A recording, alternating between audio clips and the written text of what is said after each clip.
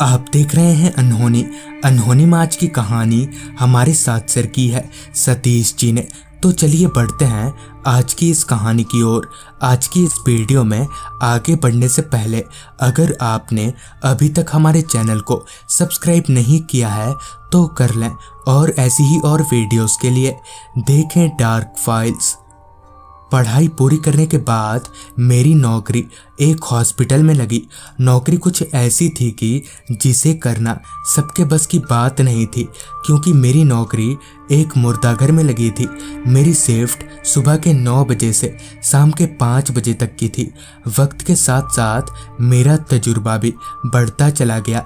ऐसे ही एक दिन मैं अपना काम कर रहा था तो मुझे पता चला कि सभी की शिफ्ट बदल चुके हैं और मेरा भी काम करने का शिफ्ट रात के 8 बजे से सुबह के 5 बजे तक का हो गया है। तो इससे मुझे कोई फर्क पड़ने वाला नहीं था, क्योंकि मुझे बस अपने ड्यूटी से ही मतलब था। कुछ दिनों बाद मुझे रात की ड्यूटी अच्छी लगने लगी, क्योंकि दिन के मुकाबले रात के वक्त बहुत कम काम होता था। ऐसी ही एक रात जब मैं अपने रेस्ट रूम में बैठा हुआ था, तभी एक वार्ड बॉय स्ट्रेचर में एक डेथ बॉडी को लेकर मेरे पास आया। उस डेथ बॉडी को देखने से ही पता चल रहा था कि उसका शरीर किसी बड़े गाड़ी के चपेट में आ गया है। मेरा अनुमान सच में तब बदल गया जब उस वार्ड बॉय ने कहा, हाईवे पर किसी ट्रक के नीचे आ गया था बेचारा। साथ में उस वार्ड बॉय ने ये भी बताया कि ये लाश किसकी है और कहाँ की है कुछ पता नहीं चला। मैं उस बॉडी को पोस्टमार्टम रूम में ले आया और पोस्टमार्टम करने की तैयारी करने लगा। उस आदमी का शरीर इतनी बुरी तरह से कट-फट चुका था कि मुझे पहली बार पोस्टमार्टम करने में हिचकिच महसूस हो रही थी। मेरे हाथ कांप रहे थे।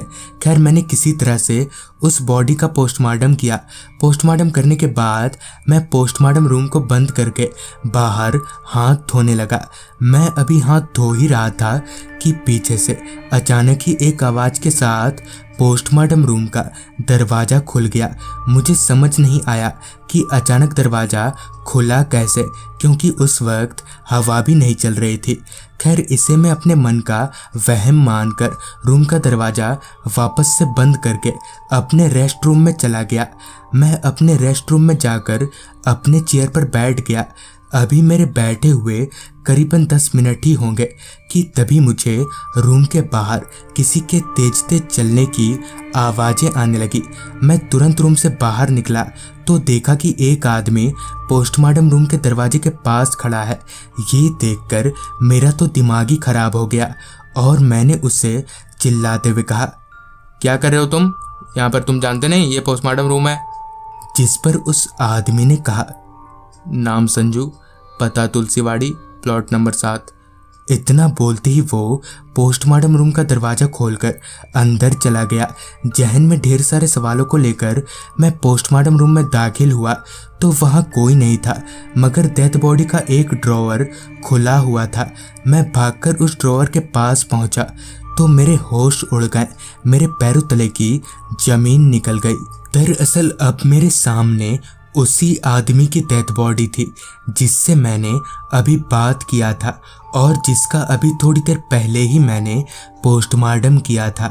मैंने भागकर सारी बात हॉस्पिटल में बताई और अगले दिन सुबह मुझे पता चला कि वो एड्रेस सही था और उसी आदमी का था। तो दोस्तों, ये थी सतीश जी की भेजी गई कहानी।